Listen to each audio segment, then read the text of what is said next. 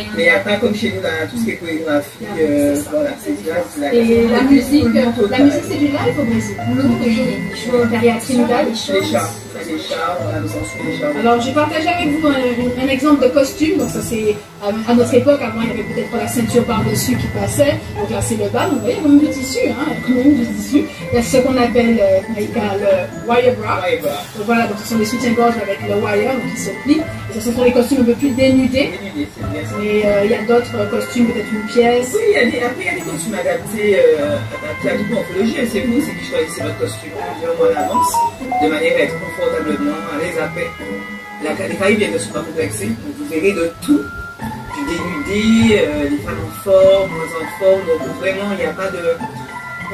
L'esprit est très ouvert. Let it go. C'est let it go, yeah. Open your mind. Très bien, on regarde un petit extrait d'un clip. C'est une association avec un DJ qui s'appelle DJ Private Ryan, bien sûr, qui est très connu là-bas, avec le groupe Freetown Collective. Ils ont sorti une chanson qui s'appelle Feel the Love, qui vraiment capture l'essence du carnaval de Trinidad et qui montre également la beauté de l'île. On regarde et on revient dans quelques instants, mesdames et messieurs. Feel the Love.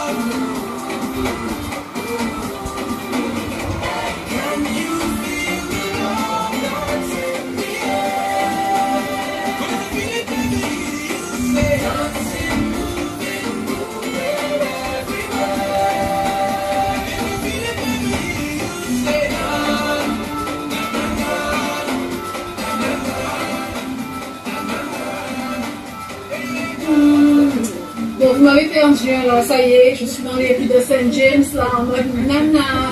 Bon, j'espère que vous aussi, à la maison, après une longue journée, vous êtes en mode relax, décontracté, que vous vous sentez caribéen, ça tombe bien, car nous allons parler de Corica.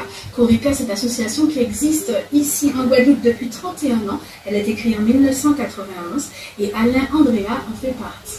Oui, depuis l'origine. Tout à fait. Alors, quel est le but de Corica? Vivre à la Caraïbe, et ne pas vivre tout seul. Alors c'est vrai que souvent on entend parler du Corica, il y a des drames à la Caraïbe, mais ce n'est pas que ça. Oui, clairement, aujourd'hui nous sommes en mode célébration de vie. Sometimes la check your rolling. Exactly. La Caraïbe, c'est notre passion et nous souhaitons la faire partager. C'est pour ça que nous avons fait sortir un ouvrage, une trentaine de contributeurs, montre un peu ce qui s'est fait et ce qui s'est partagé dans toutes les îles de la Caraïbe, de la Grande Caraïbe, c'est-à-dire de Cuba à Trinidad, en passant par le Panama, parce que c'est aussi ça, notre espace de vie, notre espace culturel, notre espace du carnaval, parce que le carnaval c'est aussi un grand ciment de la Caraïbe. J'adore cette phrase, le carnaval est un ciment de la Caraïbe. Mais c'est vrai, il y a plein de il y a aussi, on appelle les messes et la médecine, et le carnaval en fait partie. Donc cet ouvrage c'est aussi un moment pour montrer aussi Guadeloupe parle de plusieurs langues de la Caraïbe, y compris l'anglais. Et qu'on retrouve d'ailleurs nous disons l'heure en anglais maintenant. C'était l'après-midi, 3h du matin, et l'heure en anglais c'est assez afternoon, oui, effectivement, j'ai même pour ça. Et quand toi tu étais à Trinidad, tu as rencontré encore des communautés qui parlent créole, parce qu'on en a vu dans les documentaires, mais c'est difficile d'en rencontrer en personne. Oui, j'ai eu l'opportunité d'aller à Paramé, c'est vraiment un petit village qui est basé à Trinidad, donc un petit peu au nord-est. Et c'est vrai que la population parle créole, donc de moins en moins. Il y a 15 ans, on a rencontré du monde qui parlait, il y en a qui parlaient même pas anglais, c'est pour vous dire. Donc dans les églises, ils parlaient créole, dans les taxis, ils parlaient créole. Bon, j'ai envie de dire quel créole, ça me donne une temps. Non, martiniquais. Ils martiniquais? Je pense c'est guadeloupéen. Ok. Non, c'est ma question. C'est que je pensais, effectivement. Donc du coup, c'est vrai que c'était assez intéressant d'échanger avec eux et puis leur vision aussi, mais c'est vrai que ça se perd un petit peu, même s'il y a des jeunes qui ont créé des associations créoles pour permettre au langage un petit peu de continuer Et c'est intéressant parce que dans le carnaval, bien sûr, on voit le côté amusement, mais l'histoire du carnaval de Trinidad est liée à notre histoire ici. Il faut savoir, c'est vraiment les personnes qui ont voyagé dans la Caraïbe qui ont amené cette tradition. Et même à Trinidad, au niveau des caractères des personnages du carnaval, quand ils disent diable, diable, diable, Oui, c'est ça. Voilà, exactement. Oui. On a le Mokoyombi. Bon, ben, qu'on a vu tout à l'heure, voilà. Et le Jouvet qui est Jouvet. Oui, voilà, c'est ça. Et c'est intéressant parce que des fois, en rencontrant des Trinidadiens, eux-mêmes ne le savent pas, ce sont des mots dérivés du français et du créole. C'est bien de voir ce pont culturel qui continue de se former. Et ils ont un carnaval également qui s'appelle Candoulé. Est-ce que tu as pu participer le vendredi matin qui est un peu plus roots avec les stick fighting, un peu comme on a nous, les maillolets. Bon, il faut qu'on retourne. Pour le Friday, c'est Friday Party, donc je répète souvent ce. On n'a pas encore parlé de ça parce que le carnaval, est-ce que c'est pareil au Brésil? Il y a des soirées aussi tous les soirs. Tout le long du carnaval, tout le mois de février, c'est la fête, de partout. Dans les rues, dans les bars, dans les restaurants, partout. Mais nous, c'est principalement des défilés que le soir. On ne défile pas la journée, on ne défile pas le matin à cause de la chaleur. On défile que la nuit. Et à Trinidad, c'est quand? Trinidad, le carnaval commence officiellement le 26 décembre. Après Noël, Boxing Day. Et du coup, dès le 26 décembre, every weekend is party. People party morning, evening. Il y a des fêtes, il y a des fêtes tout le temps. Et les jours de parade, c'est la journée ou la nuit? Les jours de parade. Alors, pour les parades, la parade de lundi, mardi en fait. Donc, il y a joué le matin le lundi. Ensuite, on se change entre 11h et 21h à peu près le lundi, puisqu'après il faut se préparer pour le lendemain, puisque Mardi Gras est vraiment important. Et à Mardi Gras, les rendez-vous, c'est 6h du matin, et puis là, ça peut durer jusqu'à à peu près, on va dire vers 3h30, parce que c'est quand même très carré. Hein. En général, à 2h du matin, la ville est propre. Hein. Il nettoie tout pour que le lendemain, c'est... Il célèbre Ash Wednesday, donc il est le mercredi décembre, il le célèbre aussi ou pas? Plus à la plage. Donc il n'y a plus de parade. Non, pas de parade. Donc c'est vraiment lundi et mardi. En fait, c'est vraiment le focus c'est lundi et mardi. Après, c'est plus les parties qui sont. Nous, on défile tous les week-ends et eux, ils font la fête tous les week-ends.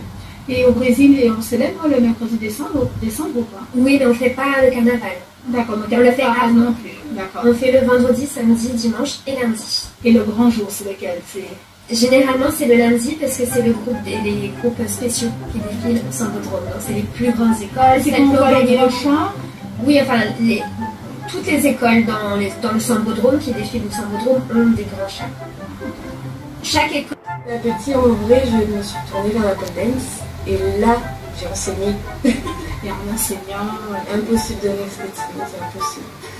Et quels sont tes projets pour le futur? Est-ce que tu comptes faire d'autres compétitions? Tu as décidé de plus revenir à l'enseignement?